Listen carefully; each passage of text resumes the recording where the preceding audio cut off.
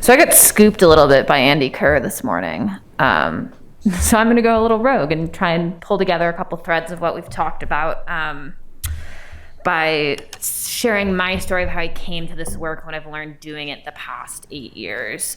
So I spent my 17th birthday on the VIII National Wildlife Refuge, working with Fish and Wildlife Service through a program at my high school with Mexican wolves, with female wolf 1053.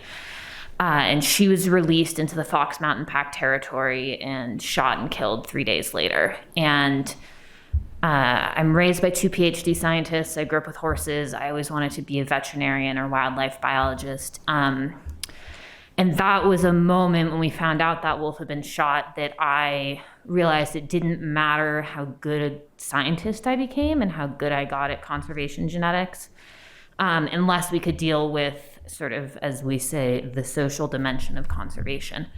And so I got really curious about why that wolf was shot and what the policy and economic and social conditions were that led to that situation. So I went to college, and then 10 days later, I came to work at Wild Earth Guardians, and everything I know I have learned from people in this room, which feels really special. And I think grazing, more than anything else I work on, there's this amazing wealth of place-based knowledge about places that have been impacted by livestock, about the solutions that have and haven't worked. And I think that's our most powerful tool. And it's been something I've been thinking about the past 2 days, is how we can better leverage that. So when I showed up at Guardians, they were like, okay, pass permanent retirement legislation and then also make a really big national monument, and like, go. And I was like, cool, I got this. I'm 22, I can do anything. So my next slide's pretty text heavy, but it is my brief history of grazing in the Gila. And somewhat as a joke, it has the year I was born on it. But that's also a way to talk about how long these fights are and how important it is to be mentoring the next generation of people. So Gila Wilderness gets created, time goes by, we pass the Wilderness Act, more time goes by.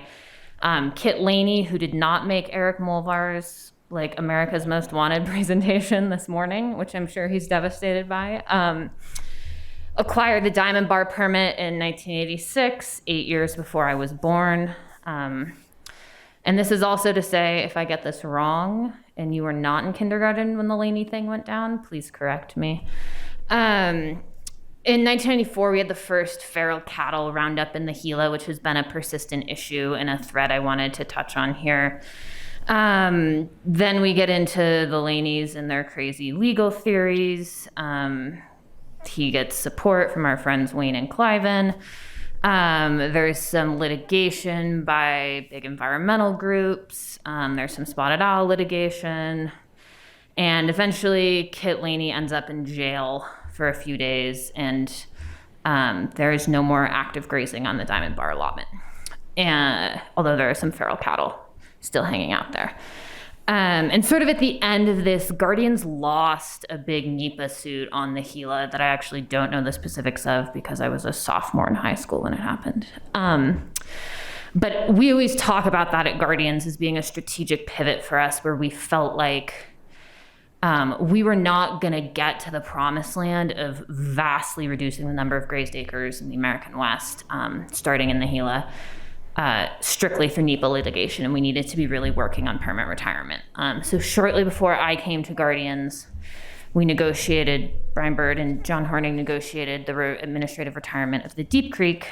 And then I showed up and sort of started trying to work on finding more ranchers, getting legislation moving. And the two other things I'll say, since this is the wilderness panel since then, is the center has done a really good job of continuing to hold the Forest Service accountable to the original terms of the grazing settlements in the wilderness, which is an important story about the agencies cannot be trusted by themselves in the candy shop. They're like small children, and there needs to be constant supervision of what's going on. And I had a great conversation about creating new data tools with folks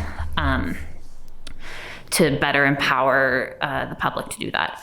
And then this is an interesting impact of grazing in the wilderness, but we, the environmental community in southern New Mexico, after years and years and years, was finally able to get through some bureaucracy with the State Livestock Board, Forest Service, APHIS, and I actually saw the helicopter flying to do this, but there was several days of aerial gunning of the feral cattle herd in the Gila wilderness, which was a really big deal and bitter pill to swallow, both around sort of supporting the lethal control mission of wildlife services, but also allowing for a helicopter to go into the wilderness and have that impact on wilderness characteristics. And the consensus is by all parties involved, except the ranchers, that this is the only way to permanently remove the feral livestock from the wilderness.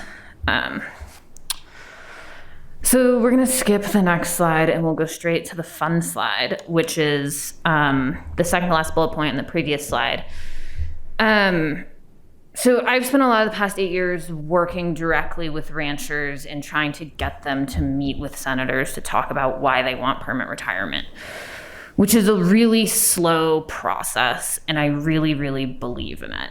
And so this is the entirety of the Wildlife Livestock Conflict Resolution Act, which has a hearing in Senate ENR on Tuesday, which will be fun. You should all watch it. Barrasso is going to say mean things.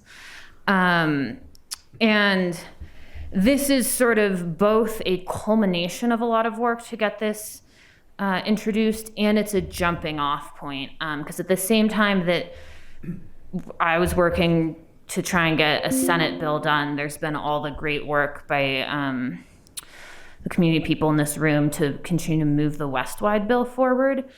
And this is where I'm going to get to the threads from the past few days, my role as a moderator. I got really lucky of walking into a landscape that had had high grazing conflict, intense, successful litigation for the most part, and having a few rancher contacts already going. And then Senator Heinrich got elected to the U.S. Senate, and he cares a whole lot about public lands and has been a good ally in figuring out the politics on all of this. And so this is sort of a success story. How are we getting cattle out of the Gila wilderness? Well, someday this bill or the West-wide bill or a combination is going to pass.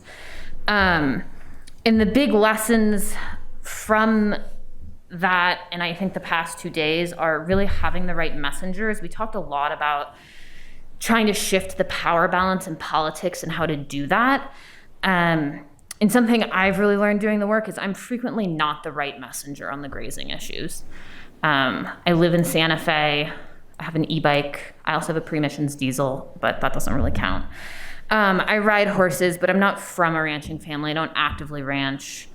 I generally vote for Democrats in elections. And the most credible messengers are the ranchers themselves and sportsmen's partners. And we've been really strategic about who talks about permanent retirement to elected officials and who talks to the media.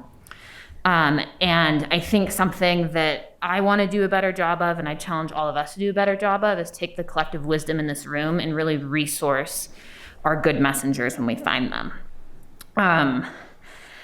And the other thing so my next thing I wrote down that I wanted to pull from the past few days by talking about my permanent retirement work is, I think we have an opportunity to work on a lot of high leverage, high impact solutions that are really community led.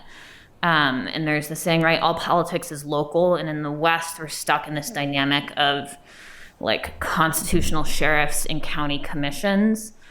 And then really needing to rely on the few really good Western Dem senators to do stuff. And the more we can build local communities and really use the model of community organizing that has made the broader climate justice movement much more successful, I think the more successful we'll be.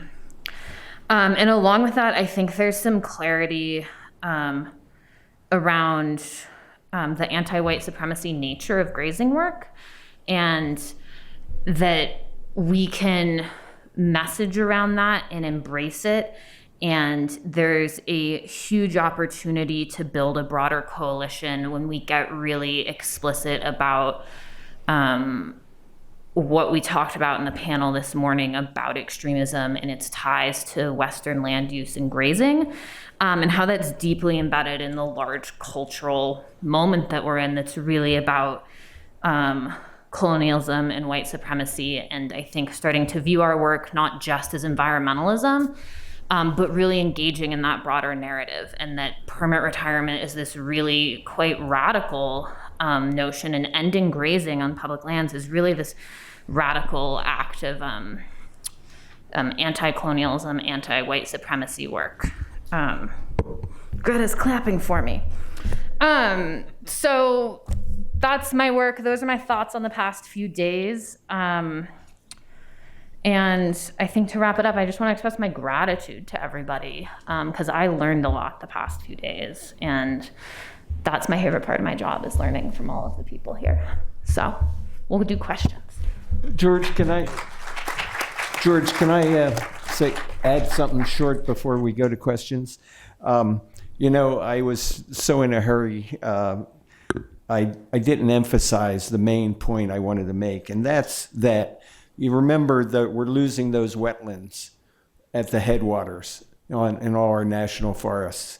And at a time when climate change is diminishing water supplies and stream flows all over the West and all over the world for that matter, grazing livestock in wilderness headwater wetlands makes no sense. The costs in terms of water supply and stream flow just so outweigh any benefits to the local economy, the individual rancher. And I think that's got to be our message. People are tuned into climate change, and we've got to talk about the water. That's how we can turn this thing around in terms of public education, is talking about the water. And I hope we can talk about that more during the strategy session.